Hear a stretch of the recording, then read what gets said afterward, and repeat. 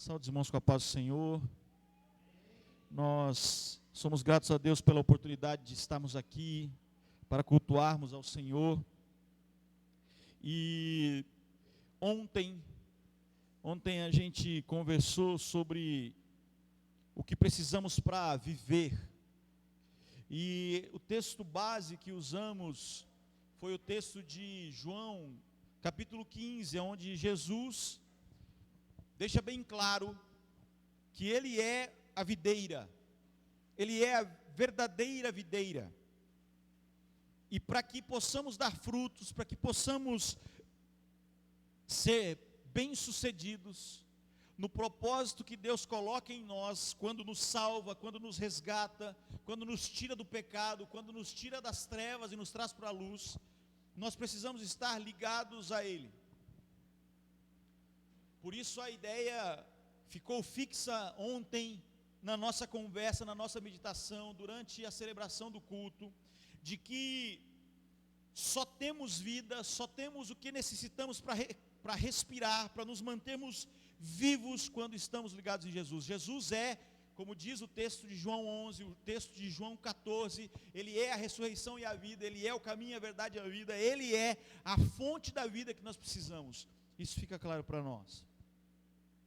E aí ontem, na oportunidade, eu disse que não ia olhar para um outro ponto importante dessa meditação, para um ponto importante dessa parábola que Jesus conta no capítulo 15 de João. E aí, desde que cheguei em casa ontem, depois do culto, fiquei pensando, eu preciso falar disso amanhã. A gente não pode deixar uma oportunidade como essa passar. Então nós vamos caminhar por um texto de João, mas também por um texto de Lucas, que está muito associado à ideia de frutos. Então, abra sua Bíblia, por favor, se você quiser acompanhar, ou olhe pelo seu aplicativo. João capítulo 15. João capítulo 15. O texto começa dizendo, você já ouviu esse texto ontem, mas agora o foco é outro. O texto começa dizendo: eu sou, João capítulo 15, eu sou a videira verdadeira, meu pai é o lavrador, diz Jesus. Todo ramo que em mim não dá fruto é tirado, e aquele que é limpo dará fruto, e ele será limpo para que dê mais frutos. Está em mim, verso 4 diz, e eu em vós. Como um ramo que de si mesmo não pode dar fruto, se não estiver ligado à videira, assim também vós, se não estiverem ligados em mim. Verso 5, eu sou a videira e vocês são os ramos. Quem está em mim e eu nele, este dá muito fruto, porque sem mim nada podeis fazer. Quando somos salvos, quando somos resgatados, quando somos libertos do pecado, das garras do pecado, e somos trazidos a Cristo, quando somos trazidos à luz de Cristo, como o texto de Pedro vai dizer, que nós andávamos em trevas, mas agora vemos luz, não éramos povo nenhum, mas agora somos parte de Deus, não tínhamos um Senhor, agora temos Cristo como nosso Senhor. Aquilo que se torna realidade quando somos encontrados por Cristo, também traz em si um propósito, também traz em si um objetivo. Basta pensar de maneira bastante simples. Por que você e eu fomos um dia resgatados? Por que um dia você e eu fomos comprados pelo sangue de Cristo? O que isso faz na nossa vida? Primeira coisa, gera em nós mudança, transformação. Não falo aqui a pessoas que não conhecem o Evangelho. Não falo aqui pessoas que podem cair na proposta enganosa de que só a graça, ou é a graça, de graça, e por graça que somos salvos, e por isso podemos permanecer como estávamos antes. A graça é incrível. A graça é maravilhosa, como diz conhecido louvor. A graça é maravilhosa, ela é. Mas a graça também é transformadora. Quando somos alcançados pela graça de Deus, há em nós a necessidade de mudança, de transformação, porque aquele que agora habita em nós, o Espírito Santo, não divide lugar com as coisas do mundo, não divide lugar com os nossos desejos antigos. É por isso que a gente vai encontrar em toda a Bíblia sempre a proposta muito clara: Deus nos aceita, Deus nos resgata, Deus nos ama, mas Ele diz: não permaneça como você estava, não viva mais como você vivia, não caminhe da mesma forma que você caminhava. Jesus, o encontro com Jesus, quando lemos os evangelhos, é um encontro transformador, é um encontro onde as piores pessoas, e a gente se inclui, por mais feio que possa parecer, as piores pessoas, nós somos alcançados por Deus, e Deus diz para a gente assim: Ayrton, eu te alcancei um dia, você não pode viver mais como você vivia antes, agora a história é outra, agora a história é de mudança, a história é de transformação. É isso que a gente encontra nos evangelhos, é isso que a gente encontra nas cartas do Espírito Santo, reveladas por Paulo aqui na Bíblia Sagrada. Todas as pessoas que encontravam o Evangelho, judeus, gentios, distantes e de próximos, todos eles tinham ou viviam uma transformação de vida. Isso é graça. Graça é transformadora. E ainda, para matar de uma vez a história de que a graça pode ser usada para continuarmos iguais, o próprio Paulo, inspirado pelo Espírito Santo, quando escreve aos Romanos, ele diz: não usem a graça para dar vazão ao pecado, não usem a graça como desculpa para o pecado, porque Paulo é aquele que também, inspirado pelo Espírito Santo, diz: aonde abunda o pecado, aonde tem muito pecado, a graça é superior, a graça é recompensadora, a graça é aquela que elimina o pecado. E é verdade, mas o texto continua e ele vai dizer: mas não usem a bênção da graça para continuar pecando, não façam isso.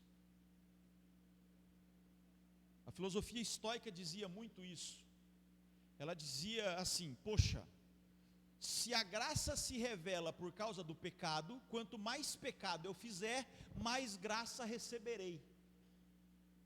E é isso que Paulo combate quando diz: não usem a graça como desculpa para o pecado. É transformador.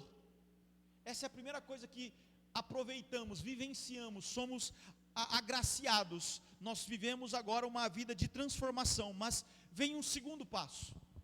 O segundo passo é: Jesus, quando fala aos seus discípulos em Marcos, quando fala em João, quando fala em Lucas, quando fala em Mateus, quando ele dá o id, aquele mais conhecido no texto de Marcos, no final do texto de Marcos, Jesus diz que é para eles irem, para eles pregarem o Evangelho, para eles levarem esse Evangelho de salvação, essa graça transformadora para outros. Existe um objetivo, o objetivo de sermos alcançados pela graça é que levemos esse assunto, essa boa nova do Evangelho a outros. E esse propósito resulta em frutos. Tudo isso para dizer o que eu estou dizendo agora, para você entender com muita clareza. Tudo isso resulta em frutos. É por isso que Jesus diz: se vocês estiverem em mim, vocês darão frutos. Se vocês estiverem ligados a mim, vocês darão frutos. O que são os frutos? Os frutos são os outros alcançados. Os frutos são aqueles que ouvem a mensagem da sua boca agora. Os frutos são aqueles que ouvem de você a graça que um dia receberam. Isso são frutos. É por isso que, se você continuar lendo o texto de João 15, a partir do verso 5, o texto vai dizer assim: aquele que dá bom fruto é aquele que está ligado no mandamento, é aquele que ouve, obedece e segue a palavra, é aquele que não deixa de viver o amor que eu ofereço. Se você continuar lendo o texto, Jesus muda a partir do verso 11 a história, e ele começa a falar de relacionamento, e o relacionamento que ele estabelece como regra é amor. Amem uns aos outros, porque isso é o que eu demonstrei a vocês, é o amor que eu recebi do Pai, o amor que eu entrego a vocês, por isso amem uns aos outros. Se você continuar lendo, é isso que você vai encontrar. Ele muda o contexto de relacionamento. Inclusive, é nesse mesmo texto, João 15, no verso 15, que Jesus faz aquela incrível e conhecida mudança. Eu já não chamo vocês de amigos, de servos, mas os chamo de amigos. Ele muda o relacionamento. Frutos. Somos alcançados pela graça, somos transformados pela graça, levamos a palavra pela graça, e o resultado disso são frutos. Ele só acontece quando estamos ligados a Cristo. Então o texto de João 15, ele é muito claro quando diz: se vocês estiverem ligados a mim, vocês darão frutos. Outros serão salvos pela pregação que sai da sua boca. De novo, a bênção de dar fruto é consequência de estar conectado a Deus, a Cristo. Mas agora eu quero saltar para uma outra ideia de fruto. No texto de Lucas, vai comigo lá para Lucas, capítulo 13. Lucas, capítulo 13, no verso 6. A gente tem uma outra parábola sobre frutos.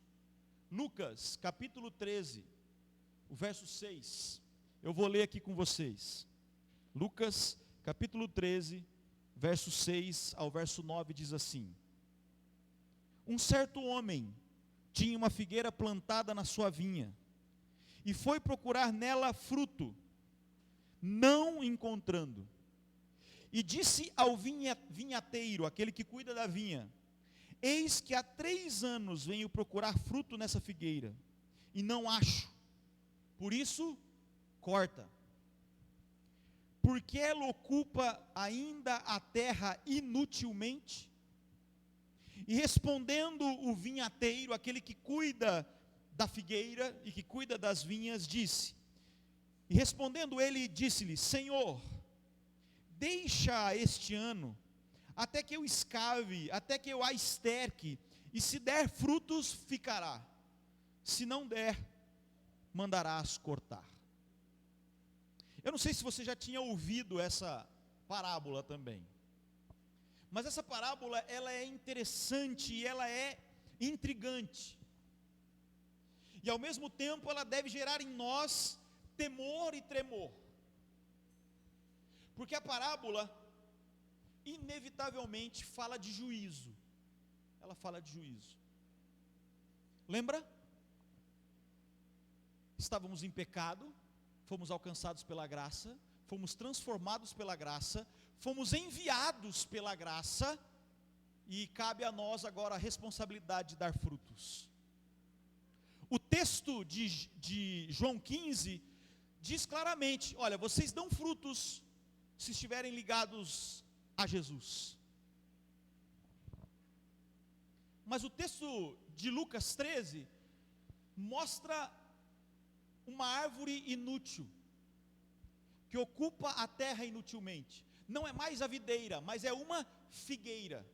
Mas tem a ligação com a videira. A figueira, se você prestou atenção, a figueira, no verso 6, diz que a figueira está plantada no meio de uma vinha.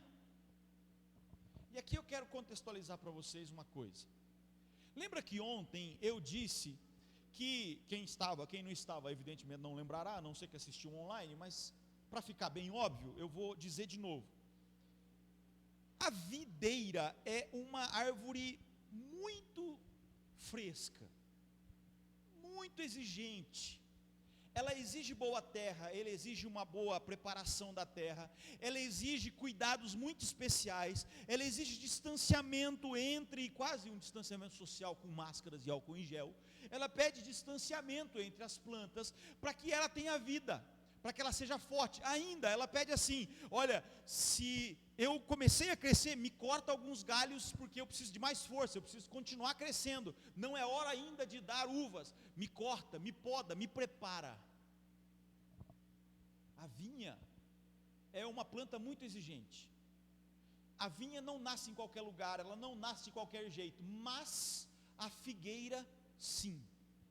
É uma planta ordinária, ela nasce em qualquer lugar, ela cresce em qualquer lugar, ela é forte, ela resiste às dificuldades do tempo, ela não precisa ser tratada. Mas preste atenção, aonde estava plantada a figueira? No meio da vinha. Preste atenção numa coisa, a figueira é tão ordinária, que ela dá fruto em qualquer terreno. Mas essa estava no melhor dos terrenos, estava no melhor dos lugares, tinha recebido o melhor tratamento, e mesmo assim não dava fruto. Mas essa figueira estava no meio da vinha. Essa figueira era inútil? Não. Do ponto de vista de praticidade, ela não era inútil. Sabe por quê? Porque muito provavelmente os trabalhadores da vinha, quando chegava a hora do almoço, quando chegava aquele sol mais escaldante, muito provavelmente recorriam à sombra da figueira para se sentirem tranquilizados, respirarem, descansarem. A figueira dava sombra, a figueira dava aquele ar fresco, a figueira era boa. A figueira tinha flores bonitas, folhas grandes, galhos que se estendiam e davam proteção da chuva, do sol, do vento, o descanso para aqueles homens que trabalharam na vinha. A figueira é boa, mas tem um detalhe: assim como a vinha tem propósito de dar fruto, a figueira também. A figueira não tem propósito, não tem vida para que dê sombra. A figueira não tem vida para que dê plantas bonitas. A figueira não tem vida para que sirva de lugar de descanso. A figueira tem vida para dar frutos. A figueira tem vidas para alimentar os outros. Está começando a entender o que eu estou dizendo aqui? Você e eu somos a figueira na parábola de Lucas 13. Quer dizer, podemos ser, que não sejamos.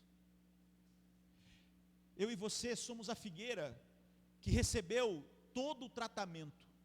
Eu e você somos a figueira que recebemos a melhor terra. Eu e você somos a figueira que fomos tão bem cuidados. Eu e você somos a figueira que recebemos o melhor alimento, a palavra, o evangelho, a graça. Mas eu e você talvez sejamos a figueira que só faz sombra.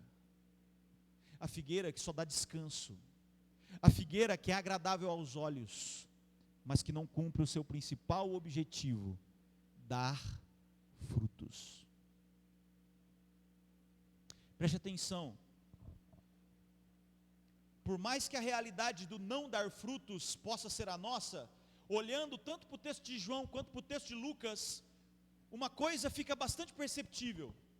No texto de João 15, no verso 2, Jesus vai dizer o seguinte: se o galho não der fruto, eu venho e corto. Mas ele é diferente do cortar e lançar ao fogo. Preste atenção, o texto vai falar de poda. E podar, para quem cuida de plantas, a gente sabe que podar é um cuidado. Porque se eu podo, eu elimino gastos energéticos desnecessários e a planta floresce, dá fruto, tem resultado.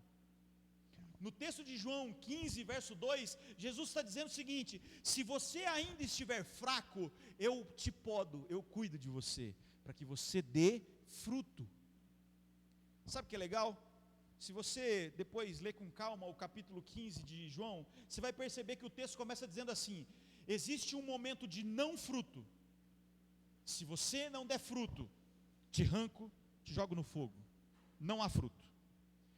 Mas se você estiver ligado em mim, você dá fruto. Mas se você continuar lendo, no verso 5, se eu não estiver enganado, o texto vai dizer assim: e se você estiver ligado em mim, você dará muito fruto. E o texto vai continuar, se eu não me engano, no verso 15, ele vai dizer o seguinte: e o fruto que você der, permanecerá. Perceba, no capítulo 15, há uma crescente, não fruto. Uma crescente, senão ia descer. Uma crescente, não fruto. Fruto, muito fruto, e frutos que permanecem. Tudo isso por quê? Porque Jesus cuida, Jesus poda. No capítulo 13 de Lucas, a gente vê a mesma coisa acontecendo. O texto é bastante explicativo. A figueira somos eu e você. O dono da figueira é Deus. E aquele que cuida da figueira é Jesus. Quando Deus olha para a gente e diz assim: há quanto tempo você recebeu a palavra? Há quanto tempo você foi alcançado pela graça? Há quanto tempo você conhece o Evangelho e até agora você não deu nenhum fruto? Você não trouxe ninguém, ninguém foi salvo pela sua palavra, ninguém foi salvo por aquilo que você ensinou. Há quanto tempo? No caso da parábola da figueira, Lucas 13, o texto vai dizer: faz 3 anos, Deus dizendo, que eu venho aqui e não acho fruto nessa figueira. Nesse processo, existe um intercessor. A palavra de Deus nos ensina que Jesus é o nosso advogado, aquele que intercede. E no texto de Lucas 13, Jesus diz assim para Deus: não, Pai, não dono da vinha, não dono da figueira, deixa que eu cuido dela mais um pouquinho, deixa que eu cuido dela mais um ano, deixa que eu melhoro as condições para ela. Eu sei que ela já está num lugar bom, eu sei que ela já recebeu um bom alimento, eu sei que ela recebeu o melhor dos alimentos, eu sei que ela recebeu a palavra, mas deixa eu cuidar mais um pouquinho, deixa eu abrir um pouco a terra ao redor, deixa eu colocar um pouco mais de alimento para ela, eu quero que ela dê fruto, deixa eu cuidar mais um ano, e daqui um ano, vem verificar, eu tenho certeza que ela terá um fruto. Jesus intercede por você e por mim, quando a gente ainda não dá frutos. Percebeu? Que aquilo que recebemos de Deus, a graça que recebemos de Deus, a graça que nos tira do pecado, a graça que nos salva, a graça que nos transforma, a graça que nos leva a pregar o Evangelho, pede de nós frutos, porque a boa semente não volta vazia. Lembra da parábola do semeador? A boa semente é sempre lançada. Qual é a diferença? Os solos. E um dia eu e você, talvez, fomos o solo duro. A semente caiu e a gente não ficou com ela.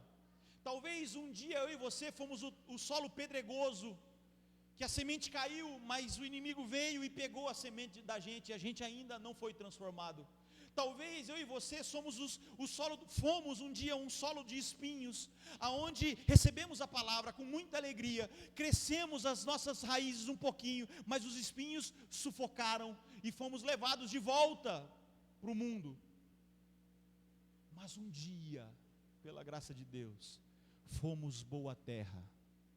E a semente, a mesma semente lançada nos outros solos, caiu no momento certo, no lugar certo, no momento em que estávamos abertos, com o nosso coração aberto para Deus, para sermos salvos. Cabe a mim e você levar o Evangelho para salvar a outros. Cabe a mim e você a responsabilidade de dar frutos. Lembre-se, não nascemos para fazer sombra, não nascemos para ser legais, não nascemos para ser bonitos, não nascemos para ser um ambiente de descanso, nascemos para dar frutos, fomos salvos para dar frutos. O detalhe é que quando a gente olha para o texto de Lucas, nós podemos pensar assim: mas por que Lucas foi escrito? Bem, Lucas foi escrito para os gentios. Como já falei quando pregamos sobre Mateus, Mateus foi escrito para os judeus, para levar a mensagem do Evangelho de Cristo aos judeus, mas Lucas não, Lucas para os gentios, para aqueles que não faziam parte do povo de Israel. Lucas é o homem que acompanha Paulo em muitas das suas viagens. Muito provavelmente Lucas é escrito no mesmo tempo, na mesma época que o texto de Atos também é escrito por Lucas. Muito provavelmente Lucas é escrito lá em Roma, quando Paulo estava preso, assim como Atos. Lucas é o cara que apresenta uma outra realidade interessante quando a gente olha para os evangelhos. Já disse, Lucas foi escrito para os gentios, e tem um detalhe em Lucas, depois você olha o texto de Lucas como um todo, todos os momentos do texto de Lucas, o que você vai encontrar em Lucas? Maltrapilhos. O que você vai encontrar em Lucas? Prostitutos, prostitutas, homens e mulheres arrebentados, culpados, cegos, marginalizados. Lucas é o evangelho dos maltrapilhos, aqueles que eram abandonados, esquecidos pela sociedade, mas foram encontrados por Jesus, salvos por Jesus, pela palavra de Jesus, eles foram encontrados. É o que a gente encontra em Lucas. E maravilhosamente, o texto da figueira está em Lucas. Você não encontrará em outros lugares. Está em Lucas. Para que isso? Para nos dizer que nós temos uma missão. E a missão que temos, depois que recebemos o Evangelho, depois que talvez fomos um dos maltrapilhos, dos marginalizados, dos esquecidos pelo mundo, mas amados por Deus, nós devemos levar a mensagem, devemos cumprir a missão, e nós devemos dar frutos. O filósofo francês Blondel, ele vai dizer o seguinte: você realmente quer conhecer alguém, não o faça apenas pelo aquilo que você ouve dele, mas por aquilo que ele faz. A palavra de Deus nos diz: façam, deem frutos. E aí tem um detalhe importante. Lutero usava a seguinte frase: uma árvore não dá fruto para si mesmo. Uma árvore não dá fruto para que ela se alimente. Uma árvore não dá fruto para que ela mesma se beneficie. Uma árvore dá fruto para outros. Existe um outro ditado africano que eu me lembro agora. Ele diz o seguinte: a beleza daquele que planta uma árvore não é vê-la crescer, mas saber que outros, talvez muitos e muitos anos depois da sua morte, desfrutarão dos seus frutos. Talvez você já foi na casa do seu avô, do seu bisavô, do seu tio, alguém que mora num sítio, que mora numa chácara, e se você olhar para ele e ver uma árvore muito grande, muito provavelmente se você perguntar quem plantou essa árvore, ele vai dizer com todo orgulho: fui eu, há 50 anos atrás. Nascemos e fomos salvos com um propósito: dar frutos. Por isso, a ideia que deve ficar na nossa mente hoje, pela graça de Deus, é essa: nascemos com o propósito de frutificar. Fomos salvos com o propósito de frutificar. Isso fica claro no texto de Filipenses, isso fica claro no texto de Lucas, isso fica claro no texto de João. Mas por que eu falei Filipenses? Porque o Lucas está ligado a Filipenses. Olha que coisa incrível.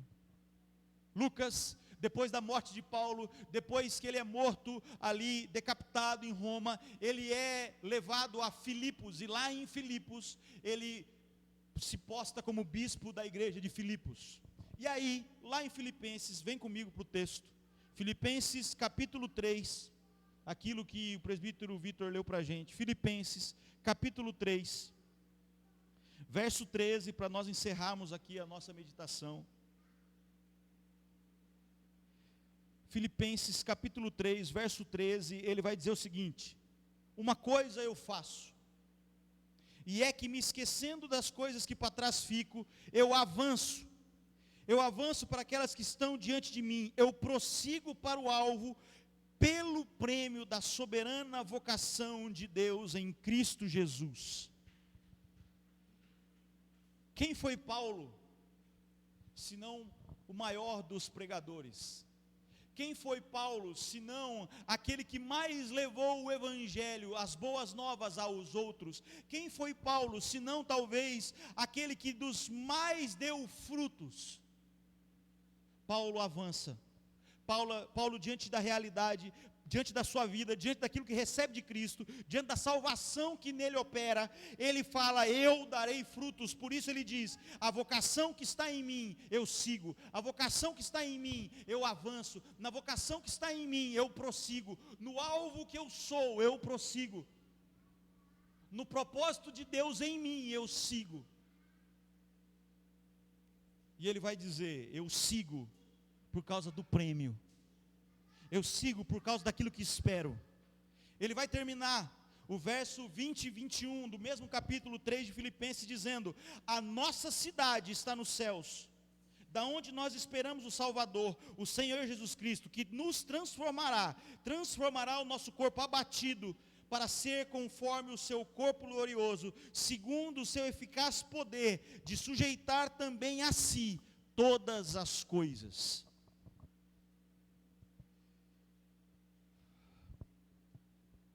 A nossa meditação de hoje tem muito a ver com aquilo que eu falei ontem, mas também tem muito a ver com a primeira coisa que eu disse a vocês aqui, no primeiro domingo desse ano: metas para 2022. Quais são as suas metas, seus objetivos, os seus planos para 2022? Olha para trás e vê se você deu fruto.